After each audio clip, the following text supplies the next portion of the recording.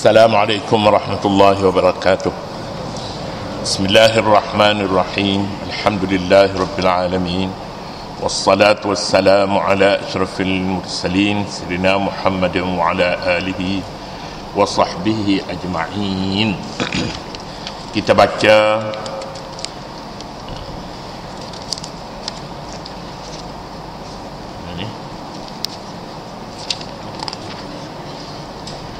baca ayat 41. A'udzu billahi minasy syaithanir rajim. Bismillahirrahmanirrahim.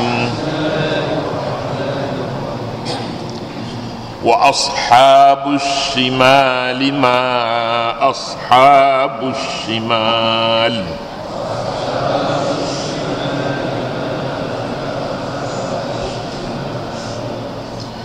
في سموم وحميم وظل من يحموم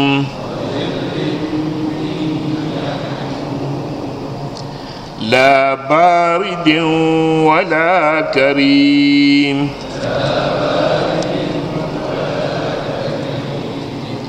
إنهم كانوا قبل ذلك مترفين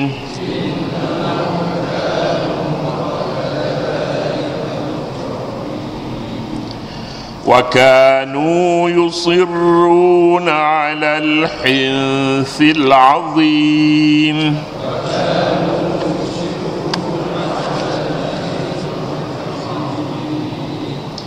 وكانوا يقولون أإذا متنا وكنا ترابا وعظاما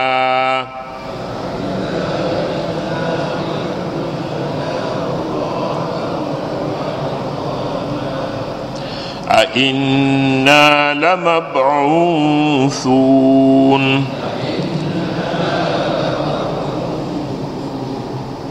أو آباؤنا الأولون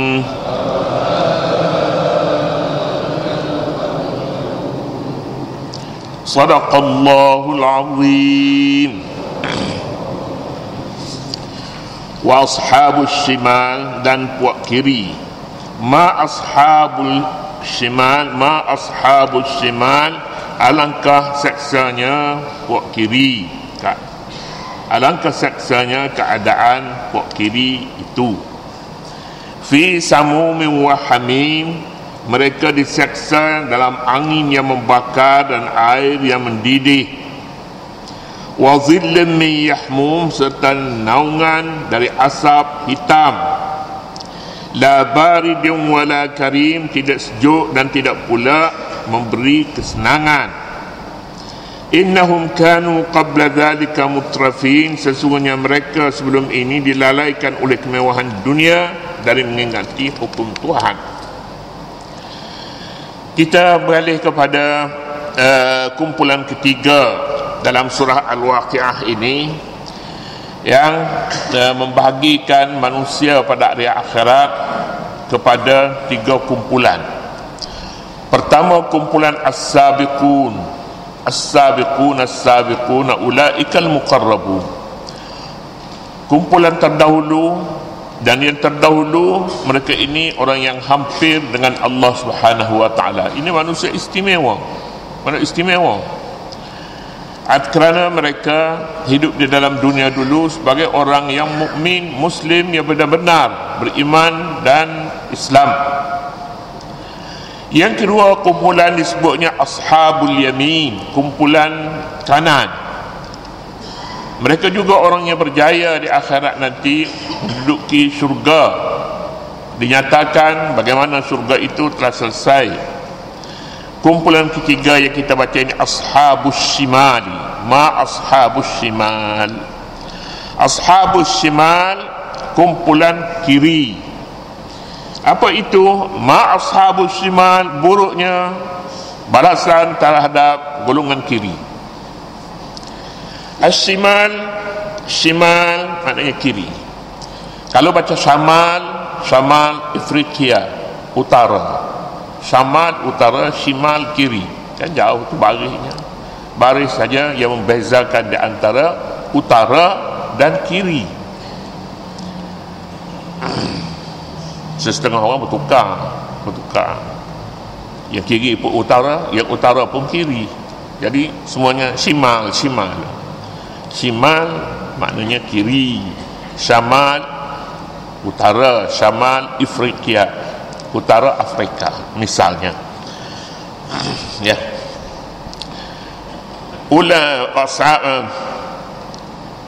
Ashabus shimali ma ashabus shimal. Kumpulan kiri pada hari kiamat, mereka ini dalam keadaan dalam kesaksaan. Pertama, kesaksaan mereka selalu ditiup angin samum dan angin hamim. Air hamim, angin samum. Samum artinya angin yang membawa panas. Mungkin badan kita ini terbakar bila datangnya samum. Musim panas yang paling takut sekali orang yang berada di negeri-negeri panas ini, mereka takut samum lah. Samum iaitu angin datang, dia membakar muka, membakar kulit. Membakar muka dan membakar kulit. Kulit ini tempat yang paling awal berasa pedihnya api yang membakar itu, kesan api yang membakar. Dan yang kedua, mereka disiksa dengan air yang mendidih. Air hamim ini, hamim satu perkataan, ghalayanul ma', air yang menggelegak. Satu, hamim satu. Hamim ini dua makna. Pertama, makna hamim ini, hamimun, persaudaraan yang hangat, panas, tidak sejuk. Persaudaraan yang panas ini maknanya dia hidup. Persaudaraan Islam, hamim, intim, kukuh, kuat. Hamim juga maknanya panas air. Panas air yang menggelegak hingga membakar usus-usus dan badan manusia. Inilah dia. Fi samumin wa hamim, di dalam samum dia hidup. Kalau di luar samum itu sekali-sekala kena samum tahan juga. Tapi bila duduk dalam samum, fi samum, di dalam samum dan di dalam air yang menggelegak. Patutlah dulunya dah dia mandi lama dah dalam kolam-kolam mandi. Jadi mandi dulu air sejuk, air panasnya, tapi tak sepanas samum dan hamim ini. Balasannya itulah wazillin, dan bayangan pula, naungan min yahmum dari asap hitam. Ini bayang dia, bayang ni kalau teduh, kita selesa berada dalam teduh tak panas, dia tak terlalu sejuk, kita berehat di bawah bayang. Tapi dalam neraka ada bayangnya, tapi bayang itu yahmum, asap hitam. Ini yahmum, asap hitam. Asap hitam ini hanya untuk orang kafir, tetapi bagi orang mukmin, dia mungkin berada pada tempat yang sama, tapi bagi orang mukmin lain daripada tempat yang disediakan kepada orang kafir ini. Begitulah. Kita tidak ketahui sebenarnya, kerana kita tidak dapat, tak pernah mengenal, tak pernah lihat, tak pernah mendengar bahasa-bahasa yang seumpama ini berlaku di dunia.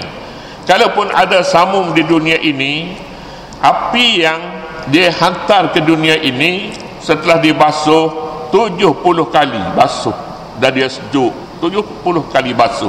Itulah yang kita buat masak, itulah yang kita gunakan untuk membakar sesuatu. Itulah dia yang kita kenal di mana-mana pun dalam dunia ini. Kita guna cahayanya, kita guna untuk membakar, untuk memasak, untuk nak buat nak bakar kambing, nak bakar ini api di dunia yang sudah dibasuh. Tapi kalau yang asli setitis saja, api di dalam neraka itu dilepas ke dunia ini, dunia ini semuanya hancur, terbakar habis, terbakar. Itulah kepanasannya api yang belum dibasuh, iaitu api neraka. Api neraka ini disebutnya la wa zillim min yahmum la baridin wala karim. La baridin, angin ini tidak pula sejuk dan tidak pula memberi kesenangan. Di dalam dunia kita duduk di bawah bayang boleh berehat. Bolehkah berehat di bawah bayang ketika berada dalam neraka? Tak boleh. Boleh dia bakar kita. Kita duduk dia bakar. Begitulah dia. Kita tidak mengetahui bagaimana hakikat sebenarnya, kerana ini hanya ungkapan yang diberi kepada manusia yang tinggal di dunia ini yang serba jahil. Manusia jahil, tak tahu. Yang dia tahunya api. Kalau api tak ada di rumah dia, malam ni kita bergelap, hari ni kita tak masak, hari ni dia tahu setakat itu saja. Tapi kita tidak tahu api yang boleh membakar seluruh dunia pada hari kiamat nanti. Manusia la baridin wala karim, tidak sejuk dan tidak pula karim, dan tidak pula sejuk dan tidak pula karim. Karim senang. Karim maknanya mulia asalnya. Salah satu daripada nama Allah Al-Karim. Al-Karim ibnul Karim ibnil Karim ibnil Karim. Yusuf ibn Ishaq, Yusuf ibn Yaqub ibn Ishaq ibn Ibrahim. Al-Karim, orang yang baik, anak orang baik, anak orang yang baik, anak orang yang baik. Al-Karim, anak orang yang mulia. Al-Karim Yusuf, anak kepada orang mulia. Yaqub bapaknya. Anak Yaqub, anak orang yang mulia. Ishaq bapaknya. Ishaq juga anak orang yang mulia, iaitu Ibrahim. Ibrahim. Jadi Yusuf bin Yaqub bin Ishaq bin Ibrahim. Al-Karim ibnul Karim ibnul Karim ibnul Karim. Karim mana ni? La baridun wala karim ni. Karim ini kesenangan, tak sejuk dan tak senang. Jadi api macam mana ni? Api ini hanya diketahui oleh Allah Subhanahu wa taala jua. Hakikat sebenarnya la baridun wala karim. Apakah sebabnya mereka ini tenggelam dalam azab keseksaan yang begitu buruk sekali? Dinyatakan, innahum kanu qabla dhalika mutrafin. Sesungguhnya mereka sebelum ini dilalaikan oleh kemewahan dunia dan mengingati hukum Tuhan. Dahulu mereka lalai, kadang-kadang semayang tu tak semayang, pasal dia berjalan. Masjid ada di tengah jalan, boleh berhenti, semayang di rumah lah. Semayang di rumah kena traffic jam pula, tak semayang. Ini mutrafin namanya, orang yang mengejar kemewahan sehingga lupakan hukum Allah Subhanahu wa taala. Kemewahan yang dikejar ini kemewahan dunia. Kemewahan di dunia, kemewahan ini berapa lama kita boleh nikmati kemewahan? Kadang-kadang kita masih segar lagi, kemewahan itu sudah hilang daripada kita. Kita masih sehat, umur masih ada, tapi tak ada rasa nak makan. Tak ada rasa nak makan, tak ada perasaan. Juga kemewahan sudah hilang.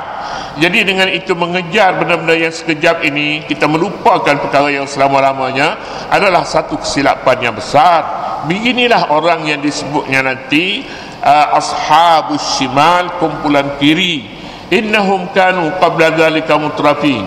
Mereka itu sebelum ini orang mewah. Jadi bila orang mewah ini, mereka jatuh ke tempat yang sangat hina sekali. Bayang api pun panas, angin pun panas, air pun boleh membakar usus. Jadi apa makna kemewahan? Kemewahan itu menyebabkan mereka diseksa. Ini kalam Allah.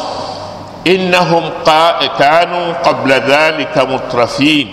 Mereka ini mewah sebelum ini. Kemewahan ini boleh disebut mereka menyeleweng daripada hukum Allah, menyeleweng daripada peraturan hidup, menyeleweng daripada undang-undang Al-Quranul Karim yang merupakan pegangan hidup mereka. Kita banyak sebut sebelum ini, sebelum surah Al-Waqi'ah, sebelum surah Ar-Rahman, malah surah Iqtarabatis Sa'ah dahulu, satu surah yang bercakap tentang Al-Quran. Surah Waqi'ah juga bercakap tentang Al-Quran sebagai kitab manusia, pedoman hidup. pedoman hidup. Jadi kalau begitu dengan bahasa lain, mereka tidak beriman kepada pedoman hidup yang dikirim oleh Allah Subhanahu wa taala menerusi Nabi Muhammad, iaitu kitab Al-Quran yang kita sebut Kitabul Insan, kitab manusia. Banyak perkara yang mereka ini menyebabkan mereka seksa kerana mereka mewah. Satu. Yang kedua, mereka tidak berpegang kepada kitab Al-Quran. Tiada satu kitab yang telah dijamin Allah Subhanahu wa taala kebenarannya, dijamin Allah, selain daripada kitab Al-Quran. Kitab Taurat tidak mendapat jaminan, kitab Injil tidak mendapat jaminan daripada Allah, kerana Allah tidak pelihara kitab itu. Tangan-tangan ganas manusia boleh mengubah mengikut cita rasa mereka. Itu yang berlaku kepada kitab Taurat dan kepada kitab Injil. Quran tidak. Quran, Allah Subhanahu wa taala membuat suatu jaminan, inna nahnu nazzalna dzikra wa inna lahu lahafizun. Kami yang menurunkan Al-Quran, kami yang memeliharanya. Kita lihat peliharaan Al-Quran sungguh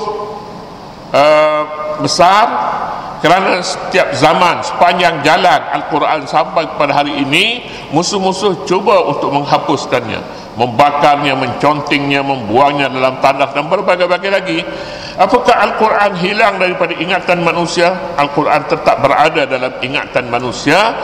Dan yang paling aneh, budak-budak, anak-anak kecil kita boleh menghafal dengan baik 30 juzuk Al-Quranul Karim. Mana ada kitab yang diturun dari langit, penganut-penganutnya boleh menghafal begitu rupa, tanpa melihat mereka boleh baca terus 30 juzuk. Ini satu perkara yang mukjizat Al-Quranul Karim. Innahum kanu qabla dhalika mutrafin, mereka mewah, wa kanu yusirruna 'alal hinthil 'azim, dan mereka dahulu sentiasa melakukan dosa-dosa besar ataupun al-hinsil azim, berkekalan di atas sumpah-sumpah yang besar. Dahulu mereka mempermain-mainkan sumpah mereka. Dan mempermain-mainkan sumpah adalah satu dosa yang sangat besar. Manusia boleh bersumpah dengan Quran tapi tak percaya kepada Quran. Nak bersumpah dengan Quran dalam masjid pun boleh, nak bersumpah pada Kaabah pun boleh. Bersediakah berimankah mereka kepada Al-Quranul Karim? Manhaj Al-Quran, adakah mereka mengikuti sepenuhnya? Belum tentu. Tapi mereka tahu bahawa hati manusia yang Muslim menghormati kitab suci Al-Quran. Tiada perkara yang kalau mereka nak bersumpah, boleh bersumpah dengan junjung Quran. Boleh bersumpah mereka bersedia junjung Quran. Tapi apa arti bila mereka junjung Quran? Tidak membawa apa-apa. Sumpahlah dengan nama Allah. Wallahi wa billahi wa tallahi. Itu dia sumpah. Tapi demi Al-Quran tidak. Demi Muhammad tidak. Demi kitab Bukhari tidak sumpah. Tetapi oleh kerana tak sumpah, mereka rasa nak bersumpah, dan itulah yang paling besar sekali yang mereka ketahui, iaitu Quran. Maka ini dosa al-hinsil azim, dosa besar. Ini kesalahan mereka lakukan, sumpah. Manusia yang tidak mengenali sifat-sifat Allah Subhanahu wa taala, mereka akan meraba dalam mencari apakah sesuatu yang besar, paling besar bagi mereka, paling mulia. Tetapi mereka sebenarnya tidak berjumpa yang paling mulia sekali, ialah Allah Subhanahu wa taala yang menciptakan Al-Quran itu. Wa kanu yusirruna 'alal hinsil azim. Al-hinsu maknanya dosa, al-hinsu maknanya syirik, al-hinsu maknanya perkara-perkara yang boleh menyesatkan manusia, yang boleh menyesatkan. Antara yang boleh menyesatkan dalam hadis ini menyatakan kemewahan hidup boleh menyesatkan perjalanan kita menuju akhirat, perjalanan menuju syurga yang disediakan kepada as-sabiqun dan ashabul yamin, dan seterusnya. Wa kanu yaquluna idza mitna wa kunna turaban wa 'idhama. Allah Subhanahu wa taala a'lam. A'udzu billahi minasyaitonir rajim. Bismillahirrahmanirrahim. ربنا اغفر لنا ولإخواننا الذين سبقونا بالإيمان ولا تجعل في قلوبنا غلا للذين آمنوا ربنا إنك رؤوف رحيم. اللهم اجعل القرآن العظيم ربيع قلوبنا ونور صدورنا وجلاء أحزاننا وذهاب همومنا وغمومنا. وصلى الله على النبي محمد والحمد لله رب العالمين.